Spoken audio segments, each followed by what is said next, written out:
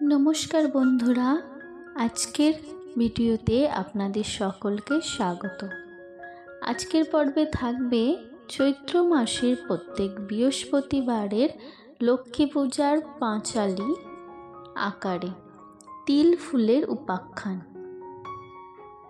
বৈকুণ্ঠ ধামেতে বসি লক্ষ্মীনারায়ণ, মৃদুমন্দ হাসি হাসি লক্ষ্মী দেবী কন। ধরাধামে বেড়াইবার স্বাদ মনে হয়, দুজনে যাই প্রভু বিলম্ব না সয়। শুনিয়া লক্ষ্মীর কথা নারায়ণ কন, নিবারিতে ইচ্ছা তব নাহি হন মন। চলো তবে দুইজনে করিব গমন, তোমারে ছাড়িতে মম নাহি লয় মন। এত বলি নারায়ণ পুষ্পরথ লয়ে, মত্তলোকে দুইজনে গমন করয়ে। রথের উপরি বসি করয়ে ভ্রমণ, ক্ষেত মাঝে তিল ফুল হেরিল তখন। তিল ফুল হেরি লক্ষ্মী কন নারায়ণে, তিল ফুল হেরি খুশি হয়েছে পরাণে। ক্ষণিকের তরে রথ থামাও গোস্বামী, তিল ফুল তুলিবারে একেবারে নামি। শুনিয়া লক্ষ্মীর কথা কন নারায়ণ, তব ইচ্ছা এই ক্ষণে করহ দহন। জনৈক ব্রাহ্মণেরে এ তিল খেত হয়, মনোমধ্যে সে দ্বিজ প্রতিজ্ঞা করয়। যেইজন তিল ফুলে করিবে হরণ, 12 বর্ষ গৃহ তার করিবে রন্ধন। কাজ নাই ফুল লয়ে শোনো দেবী কথা, অবশেষে প্রাণে তুমি পাবে বড় ব্যথা। লক্ষ্মী বলে ধরি প্রভু তব শ্রীচরণ, গোটা কয় ফুল লয়ে আসিব এখন। লক্ষ্মীর বাক্যতে হরি রথ থামাইল, লক্ষ্মী দেবী মর্ত মাঝে নামিয়া আসিল। তিল ফুল লয়ে নিজ অঙ্গ শোভা করে, কতক লইয়া ফুল গর্ভ দেশে পড়ে।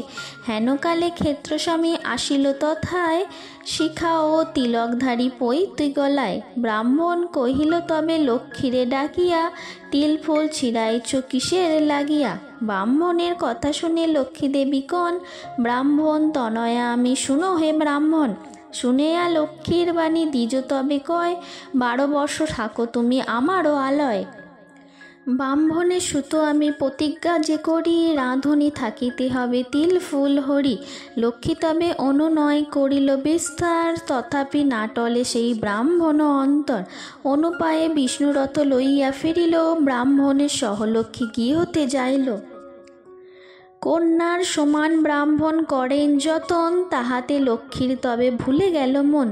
যেদিন হইতে লক্ষ্মী আসেন সে ঘরে, সকল অভাব তার মোচন যে করে। কন্যার অধিক তারা করে যে যতন, তাহাতে হেরি লক্ষ্মী দেবী পরিতুষ্ট হন। আপনি যে লইয়াছে রন্ধনের ভার, অল্প দিয়া তিষ্ট মন করে সবার।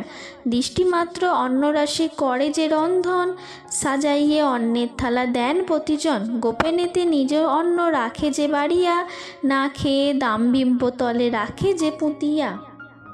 দারিম্ব তলায় অন্ন খাঁটি সোনা হয়, তাহা হেরি লক্ষ্মী দেবী সানন্দ হৃদয়। 12 বর্ষ ক্রমে ক্রমে অতীত হইল, বৈকুণ্ঠে যাবার দিন উপস্থিত হলো। কত চিন্তা লক্ষ্মী দেবী করে মনে মনে, মিলিতে হইব এবার নারায়ণের সনে। আষাঢ়ে দশহারা মহাযোগে হয়, গঙ্গাসানে পুণ্যফল সর্বলোকে কয়। গঙ্গাসানে ব্রাহ্মণী যে করিয়া মনন, পূজা দ্রব্য লয় সে যে করিয়া যতন।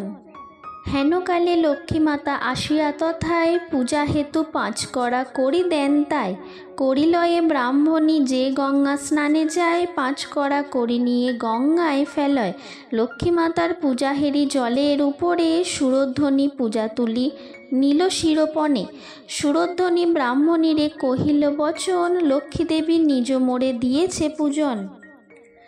গঙ্গাবাকে ব্রাহ্মণী যে ভাবে মনে মনে, তবে কি লক্ষ্মীরে মোরা রেখেছি বন্ধনে। এই কথা ভাবি গৃহা দ্রুতগতি যায়, কাতরে কইয়া চিন্তা কুল নাহি পায়। হেতাই যে পুষ্পরথে মত্তেতে নামিল, যাইবার দিন লক্ষ্মী মনেতে বুঝিল। প্রতিবেশী গণে ডাকি কহিল তখন, আমি লক্ষ্মী বাঁধিছুনি শুনো গো এখন। 12 বর্ষ পূর্ণ এবে হয়েছে আমার, বৈকুণ্ঠ হইতে রথ এসেছে এবার। ব্রাহ্মণ ও ব্রাহ্মণীরে জানাইও সবে, আমারও প্রাসাদে ক্লেশ তারা না ভুঞ্জিবে, দারিম্ব তলার অর্থ করিয়া গ্রহণ, লক্ষ্মী ঘট স্থাপি যেন করে গো পূজন। প্রতিবেশী গণেশব বলিয়া কহিয়া, বৈকুণ্ঠতে লক্ষ্মীদেবী গেলেন চলিয়া। স্নানে অন্তে ব্রাহ্মণী সে আসিল যে ঘরে, লক্ষ্মী মায়ে নাহি দেখি রন্দন যে করে। কান্নাহেরি প্রতিবেশী সকলেতে কয়, লক্ষ্মীদেবী বৈকুণ্ঠেতে কমন করয়। দারিম্ব তলায় পোতা আছে বহুধন, তাহা লয়ে লক্ষ্মী মাতার কর হয়ে পূজন। খুঁড়িয়া দারিম্ব তলে হেরিল তখন, হীরামুক্ত পান্না কত রইছে ধন।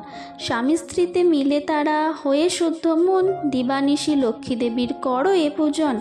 স্বামী স্ত্রী কিছুদিন সংসার করয়ে, মরণের সময় রথ আসিল তথায়। দুজনের পুণ্যদেহ পুষ্পরথে যায়, বৈকুণ্ঠতে লক্ষ্মীনারায়ণ পদপাদ্য পায়। চৈত্র মাসে তিলপালা হলো সমাপন, ভক্ত ভরে হরি হরি বল সর্বজন। অথ শ্রী শ্রী লক্ষ্মীদেবী ব্রতকথা পাঁচালী এখানেই সমাপ্ত।